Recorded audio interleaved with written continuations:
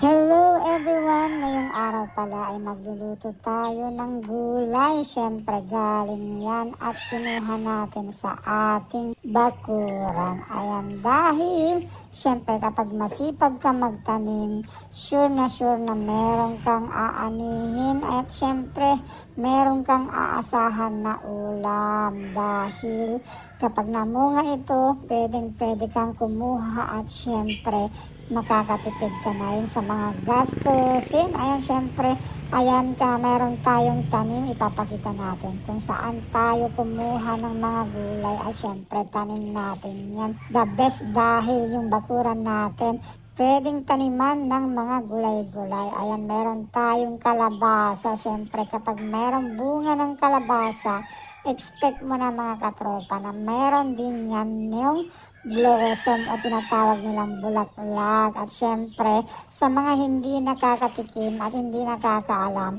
ang bulaklak ng kalabasa ay masarap yan na syempre lutuin na gulay. Ayan, pwede mong isahog yan kahit saan, lalong-lalo na sa probinsya. Sinasahog nila yan sa bulanglang. Ayan, lalong-lalo na yung mga merong tanim dyan sa bakuran. Sure na sure ako na alam nila na ang bulaklak ng kalabasa ay nakakain at napakasarap at napakasustansya. Siyempre, meron din tayong tanim, hindi mawawala yan ang tanim natin na siyempre ampalaya. Dahil ang mga kapitbahay natin ay mga mapapait. Kaya nagtanim din tayo ng ampalaya para pantapat sa kapaitan nila. Siyempre, kapag meron kang tanim na ampalaya, pwede mong kunin yung bunga nito at syempre masarap na isahog din yung kanyang dahon o kanyang mga talbos. Ay mga katropa, so ginagawa natin, kinukuha natin yung talbos ng ampalaya, yung parte na syempre hindi matigas kainin, yung malambot-lambot pa, yung bata pa, ika nga, dahil kapag bata pa, mas masarap. Ayan, syempre, at mas masarap kainin. At syempre, madaling kagatin. Ayan, dahil malambot-lambot pa. Ayan mga katropa, ganyan lang yung ating tanim sa ating bakuran.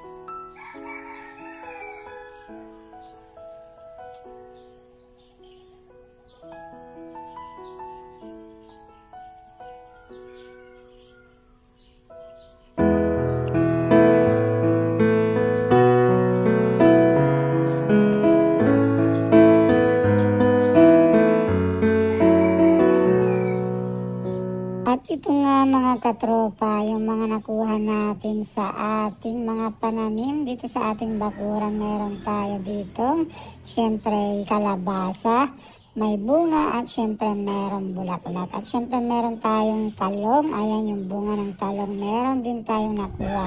Meron din tayong bunga ng ampalaya na nakuha at syempre meron din tayong kamatis na tanim dyan. At lalong-lalo na yung talbos ng ampalaya na masarap at syempre yung paborito ng lahat na okra. Ayan, kompleto na ang ating isasahog na hindi natin binili mga katropa dahil nga napakasipag natin at meron tayong nakuha sa ating bakuran. Kompleto ricados, ika nga yung pwede natin sabihin. At syempre, ready na tayong magluto.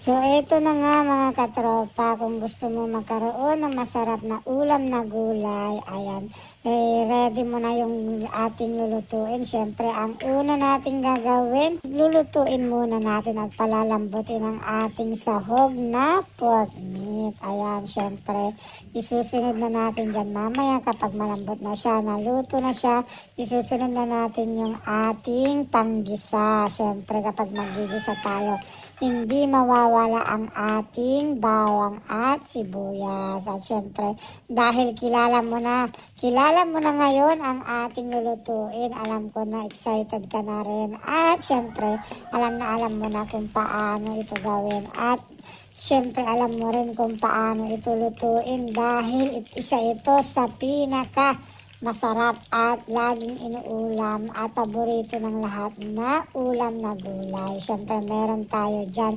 Ilalagay na rin natin yung ating kamatis. Ayan, pampalapot yan mamaya. Siyempre, kailangan gawin natin na parang tomato paste. Ayan, medyo nabubulol-bulol tayo. Kailangan natin gawin tomato paste. Kailangan madurog muna at maluto ang ating kamatis. Saka natin isusunod siyempre ang ating pinakamatigas na gulay, ang kalabasa. Pero bago yan, siyempre titimplahan muna natin kung meron tayong bagoong alamang. Ayan, pinaka-the best yan na pampalasa at pampaalat na rin yan. Hindi mo na kailangan lagyan ng asin or patis. Pero nakadepende yan sa iyong panlasa mga katropa.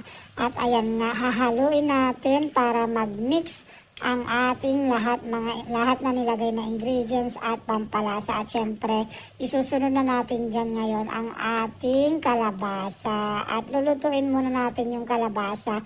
Palalambutin natin para mas masarap at mauna siyang lumambot. Mamaya isusunod na rin natin ang ating mga mas madaling maluto na mga gulay.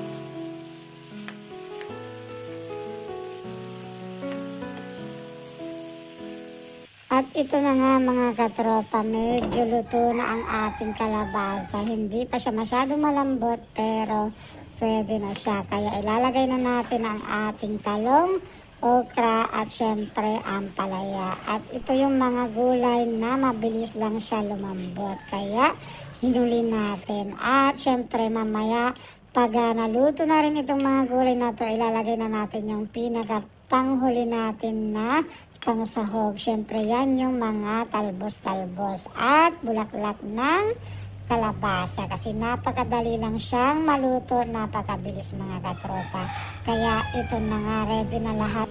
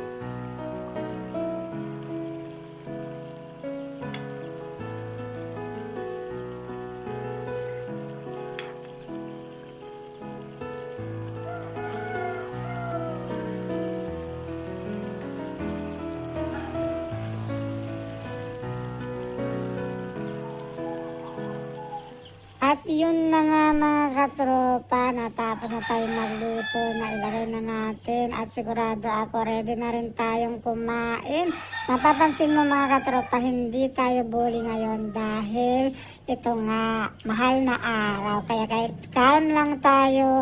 At syempre, naaayon ang ating kabaitan dahil magmamahal na araw na. Kaya, syempre, calm lang tayo, mabait tayo, at hindi na tayo bully ngayon. At syempre, sana magpatuloy ang ating kabaitan para happy ever after ang lahat. At masaya na rin ang lahat. Kaya, dapat subaybayan mo at isubscribe mo at huwag mong kalimutang mag-like dyan. Kaya, maraming salamat at syempre hanggang sa muli. Bye-bye, Mama Chup Chup. Ciao, ciao.